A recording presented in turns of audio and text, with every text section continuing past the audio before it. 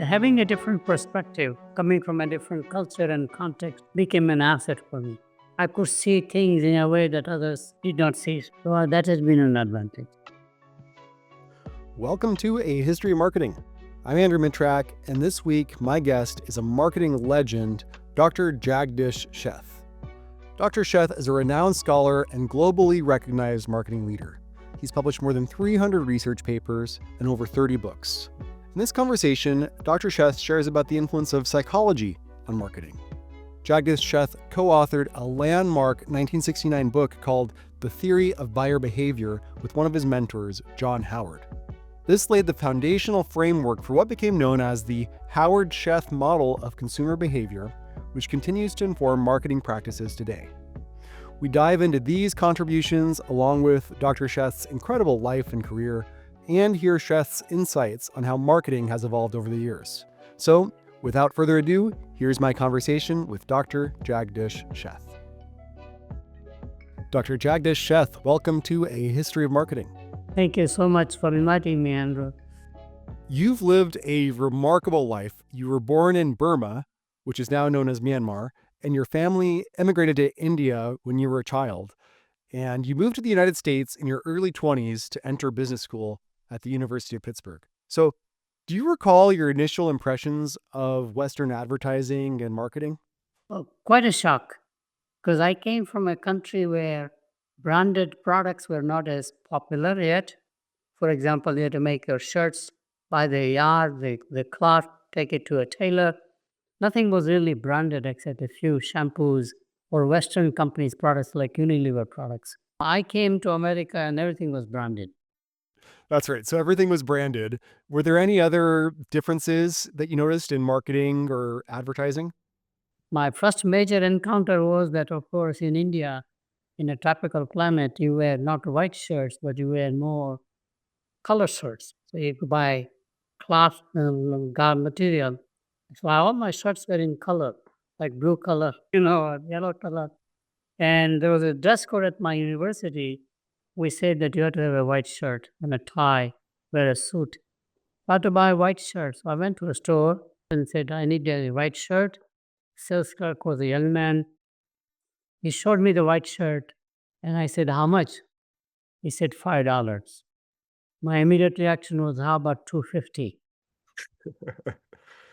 I said, look, $3, take it or leave it, because my friend has parked the car. We have to go back to the class. Then my friend educated me that in the consumer markets, especially, you really have fixed prices, no negotiation, prices negotiated. That was my first major encounter, but cultural difference. That's right. We don't haggle too often here in the United States. So I've been on the other side of that when I've grown up here and then traveled internationally, and haggling is part of the culture. It's something that's totally unfamiliar to me and I need to get better at. But your 2014 autobiography is called The Accidental Scholar. So I take it that your career in academia and your specialization in marketing was not part of your original plan. So can you share what initially drew you to marketing as a field of research? Yeah, it came by accident. My original intention was to learn production management because my brother had a factory which needed to be mechanized more and more. We had a shortage of labor, shortage of skilled labor essentially. So I said, I'll go to America, get my MBA, learn practical side 1 year, and then come back and run the family business. So that was my intent, but I got turned on by psychology. Most influential professor, by reading his material, was Maslow's hierarchy of needs. I resonated. And because of that, I said I would like to go and do my doctorate in behavioral sciences, not in marketing, behavioral sciences. My minor was in social psych, and then my applied field was marketing, which is understanding psychology of customers rather than marketing a product kind of thing. Now, I needed money to bring my fiance. I was earning $287.50 as a monthly stipend. We needed $400. So I looked around, and by accident, John Howard, who was a marketing professor, had the funds. And he gave me the extra assistantship, how I went into marketing. Otherwise, I would have been in management. Yeah, I suppose extra money is as good a reason as any to get into marketing.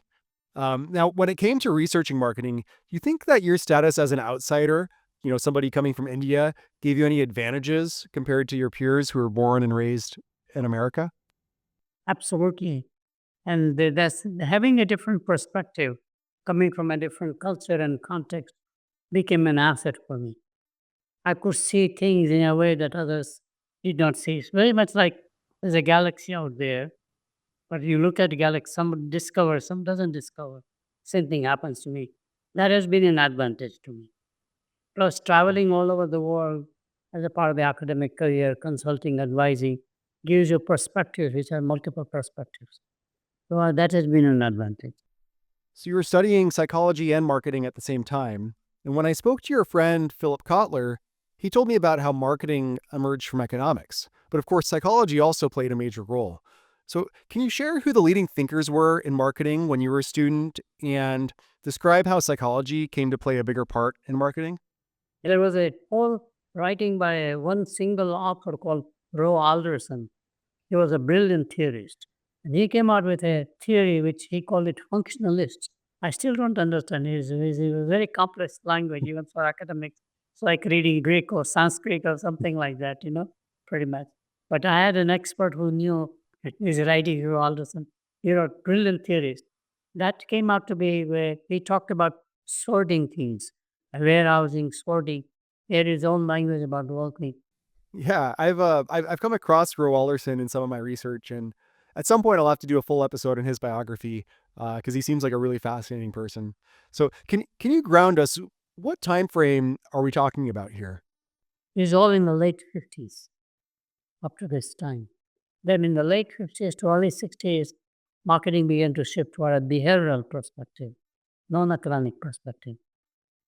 Economics itself embraced behavioral economics much later. Marketing, we did it very early. That led to the Howard-Sheth theory of buyer behavior. Let's understand the psychology of customers, not the offering of the marketer, essentially. That was the key shift. And so that led to the buyer behavior school, that led to a whole consumerism movement. Ralph Nader led the whole thing called activist school. Role of marketing with society began to emerge. So society and marketing, how can they coexist as two institutions? You mentioned buyer behavior, and you and John Howard co-authored the 1969 book called The Theory of Buyer Behavior. Before I ask you about buyer behavior, can you share more about who John Howard was and what influence he had on you and your career? John Howard was an economist. He got his doctorate from Harvard University, and his professor was Joseph Schumpeter, who was very well-known economist, Mhm. constructive disruption or destruction kind of a theory. So John was heavily influenced by his own professor in his writings, mostly about innovation, creating competition, etc. Main reason Howard became very important in the discipline is that he got a Ford Foundation grant to study the evolution of marketing. And he published a book on his own called Marketing Theory. And John was actually creating a theory of buyer behavior before I joined him. I joined him in 62 roughly. And he Mhm. was in his own textbook, he had a chapter on loyalty. He was very serious about loyalty.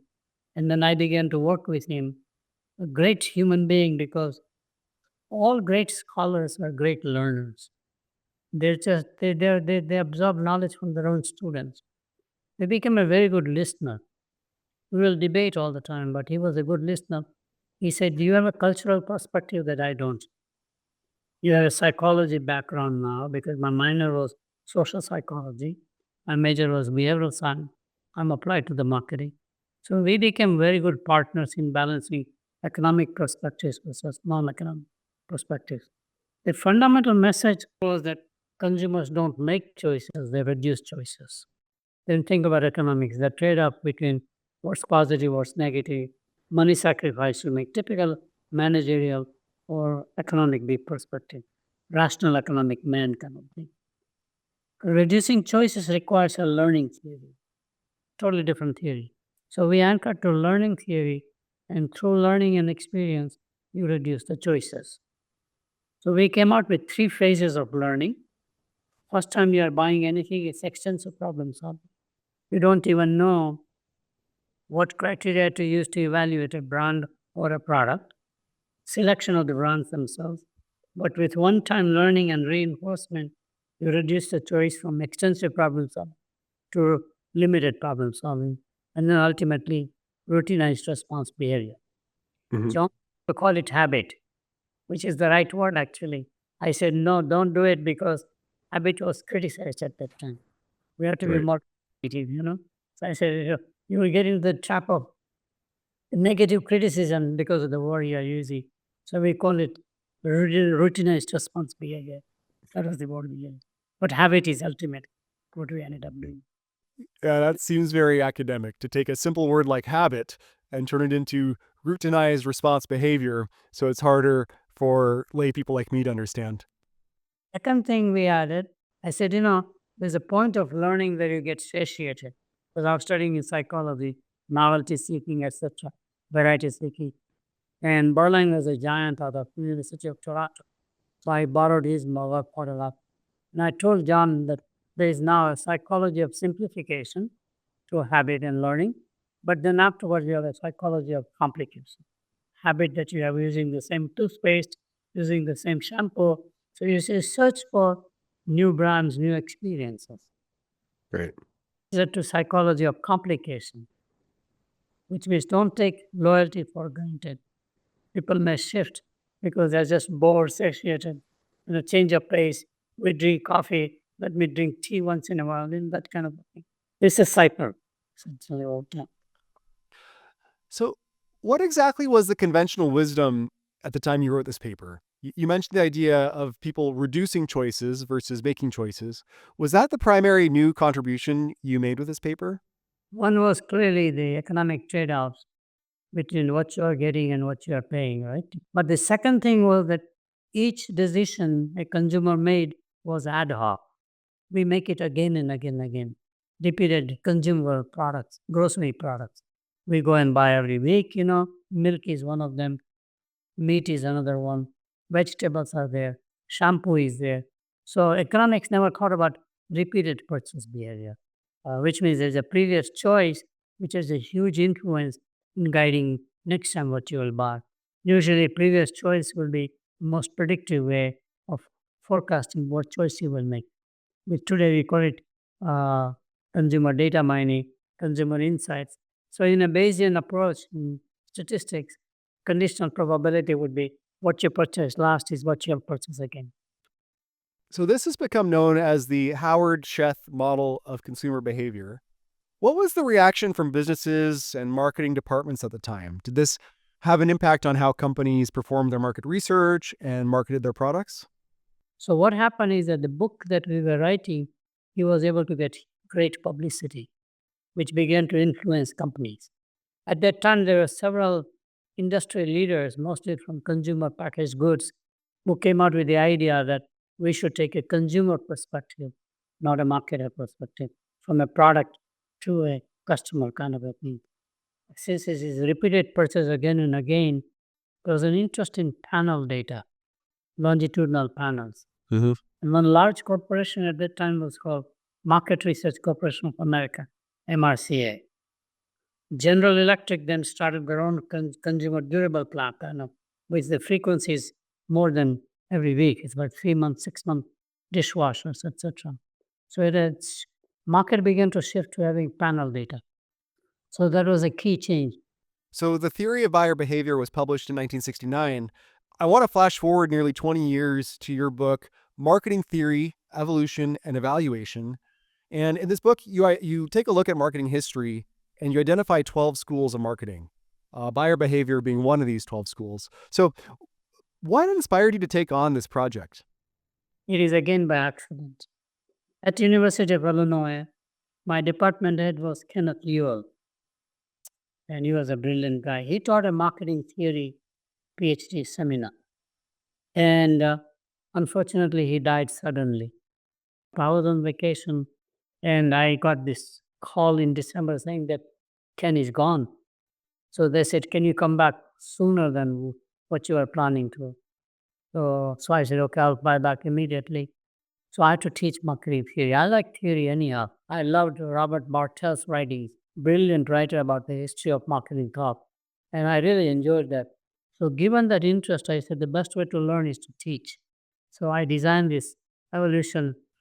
So you designed this evolution of marketing theory, and it's kind of like a lens of viewing marketing history, which is what this podcast is all about.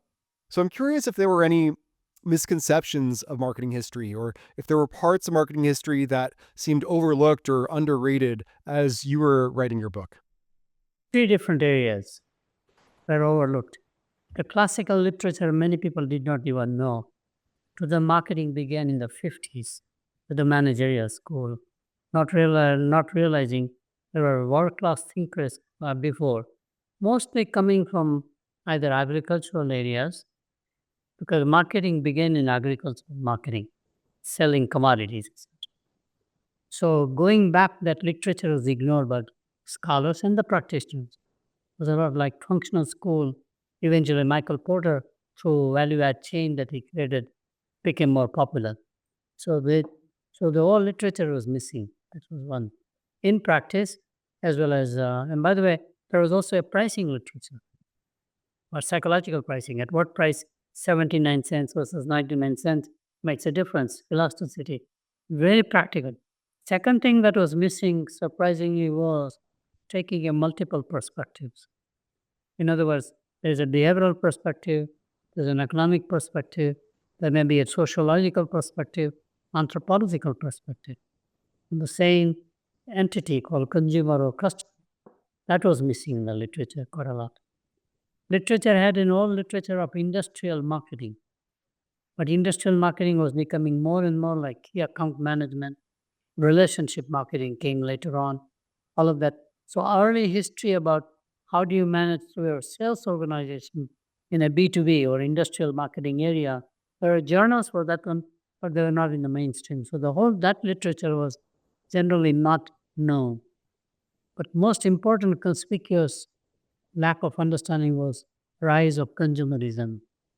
President Kennedy actually had a Bill of Rights of Consumers. I was advocating consumerism, organizing a social marketing as an area. Philip Kotler and Sid Levy began to write about the generic concept of marketing. Marketing can equally be important for non-profit organizations, not just for profit organizations. That whole thing began to change as a new area came in pretty much. So those were the areas that were neglected in the main literature. When it comes to the consumer movement, you mentioned President Kennedy's Consumer Bill of Rights, and earlier you mentioned Ralph Nader, and he wrote that book, Unsafe at Any Speed. So it really seems like the consumerism movement had its renaissance in the 1960s. I'm wondering why the 1960s? Why didn't this start earlier? I'm thinking of figures like Upton Sinclair in his book The Jungle, and I think that's from back in the 1920s. So it seems like it took several decades for the consumerism movement to emerge. Very true. If you look at the movement toward consumerism, it goes back to the days of mass production, the way you treated your employees who had no life. You know, agriculture is the hardest work, but factory is supposed to be more humanistic. So that whole area was a reaction by critics or thought leaders saying this is not acceptable. You can treat humans like animals. That was the literature where it began. Similarly, it happened on the consumer side. We are offering products which are not qualified. The adulteration is possible. We don't care about what happens to the consumer in the process. They're exploiting then all that literature. So that literature was coming back by Kennedy, for example. J. Galbraith was a very influential economist at Harvard that President Kennedy latched onto. He began to write in this area. So even the economists were questioning the traditional price theory, marginal utility theory, for example, all the stuff. Marshall was a giant writer at one time for consumer surplus in economics. Marshall was the person. We all studied Marshall. Other side was more macro was Keynes, foundational books in economics. So some of that Italian thinking of consumer surplus began to spill over into marketing area. And that all led to basically talking about consumer is defenseless, marketer is so powerful, there's an asymmetry of power. So how can you create a consumer protection agencies, for example, laws that protect the consumer, which led to a bunch of truth in lending, for example, came out. Truth in advertising came out eventually as legislation. You empowered the FCC on the one in communication, but FTC became a very, very important agency. You published this first edition in 1989, and that version had 12 schools of marketing thought. And you just recently published the second edition, and you added four new schools of marketing thought that have emerged over the last 35 years or so. So, can you share more about these new schools or speak more broadly about the changes in marketing since 1989? One of the key new schools that came in with its own perspective is focus on services industries. Everything was organized around manufactured products. Its branding, its distribution, warehousing, etc., and loyalty of consumers. Services, because the America was becoming a service-driven economy, and that led to a whole sort of a services marketing being different than the product marketing. For example, services are perishable. Services cannot be stored. Services is co-production between the consumer and the provider. Like in healthcare, the patient cooperate. For example, in airlines, the passenger has to cooperate along with the flight attendant. And so they say experiential marketing came eventually as the dominant pattern that we are experiencing now. So services marketing became very large body of knowledge. And there was a journal that came out, Journal of Service Research, for example, because traditional journals didn't think about services. It really took off when telecommunications became an interesting industry from a regulated monopoly to a competitive, especially wireless technology. So all that stuff, so services marketing became one major school of thought with hundreds of articles, papers written. So that's what we identified as one. Our second one had to do with relationship marketing, which I led. Back in that 89 book, I mentioned that what's more important in advanced economies is retention of customers. 90% of the consumers are the same as who were there yesterday. New customer is a slow. In emerging markets, is the opposite. No consumers, you convert them into consumers from unbranded consumption or home making things.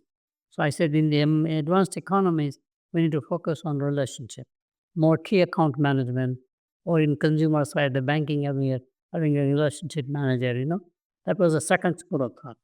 The third school of thought that came in the 90s was actually marketing strategy or strategic marketing, as they call it.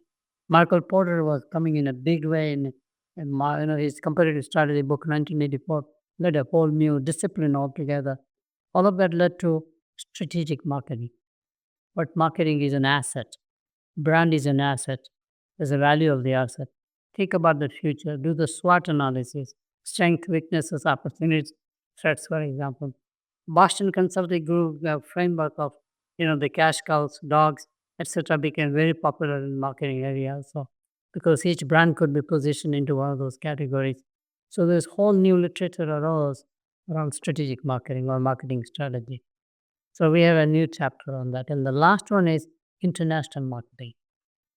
International marketing was always there, but not in an organized way. In the 90s, when trade became the driver of economic growth, not GDP.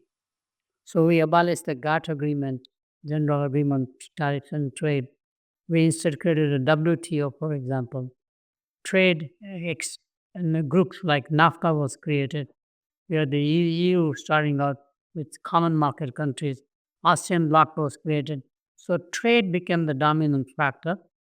And because of that, international marketing got a new approach to basically international business side.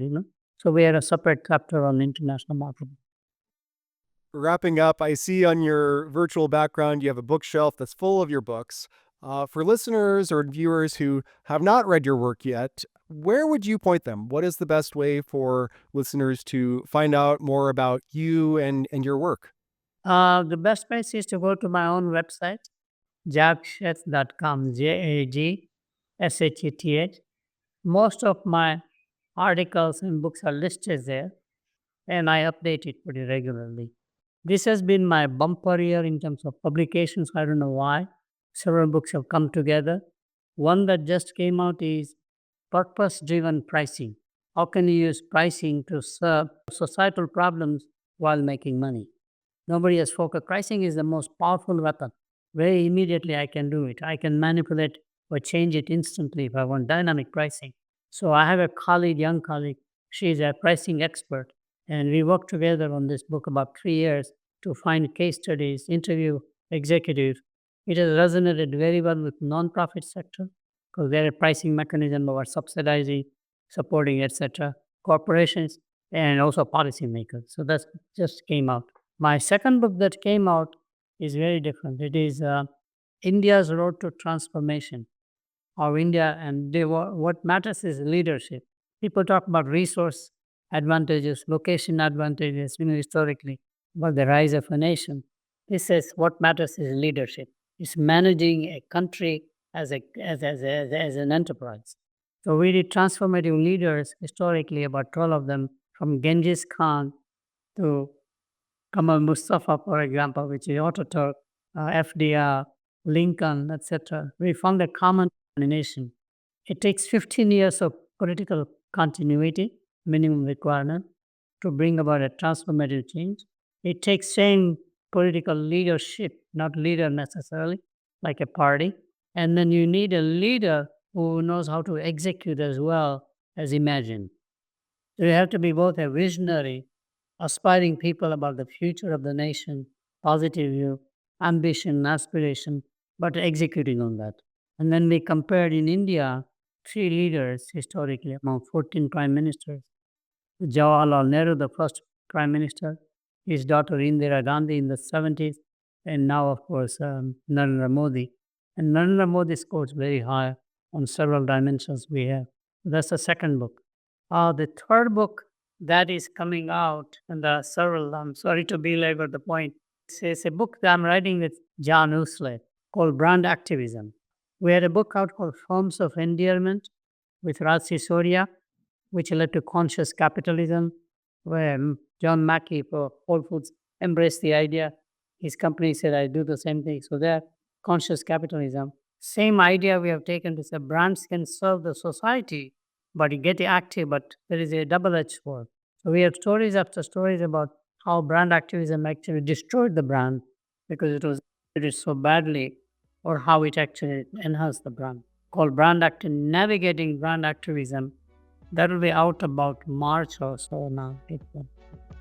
Well, I'll be sure to post links to your website and to your books in the show notes of this podcast and the blog that accompanies this post. So, Dr. Sheth, thank you so much for joining me for this conversation. I've really enjoyed it a lot, and I appreciate you sharing your wisdom, your insights, and your stories with me today.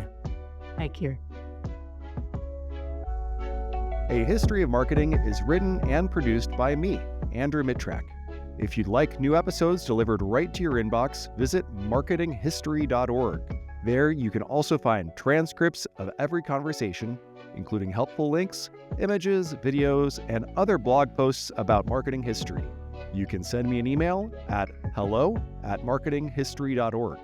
If you'd like to support A History of Marketing, consider leaving a review on your favorite podcasting app, or better yet, tell a friend about the show. Thanks for listening.